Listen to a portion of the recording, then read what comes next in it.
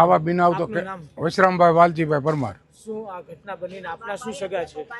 મારા છોકરા બે મારા દીકરા છે. શું નામ એમનું? એકનું નામ સુરેશભાઈ વશરામભાઈ, એકનું નામ વિજયભાઈ, પછી સુધીરીનો દીકરો વિજયનો દીકરો એને વાહામાં મારી છે તરવાલ. પછી એના ઘરનાને વિજયભાઈ ઓફ થઈ ગયા, એના ઘરનાને એક માથામાં સરી મારી છે.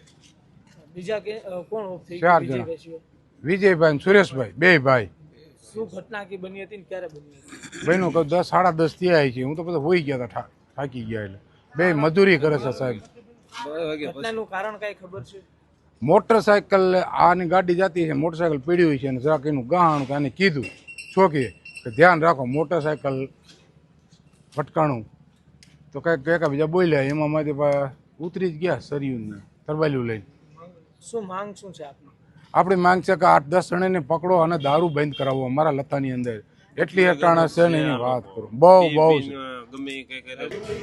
માલવીયાનગર પોલીસ સ્ટેશનમાં આંબેડકરનગર વિસ્તારમાં ત્યાં એક જૂથ અથડામણ થયેલ, જેમાં 3 વ્યક્તિના મોત થયેલ છે. જેમાં મરણ જનારના નામ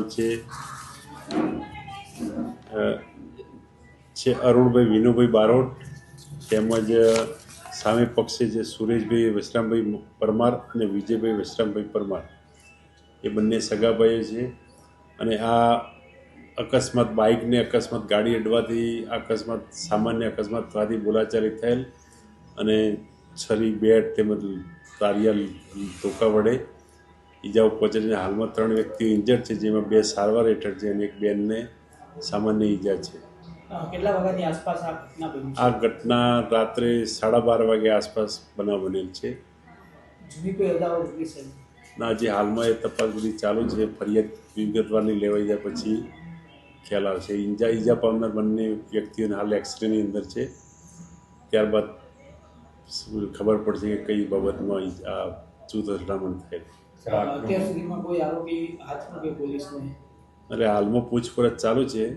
આરોપી જે કોઈ નામ મળ્યા નથી, પણ જે વ્યક્તિઓ ત્યાં હાજર હતા એમના પૂછપરછ ચાલુ છે. એના આધારે આરોપીઓ કોણ હતા એ ફલિત થશે.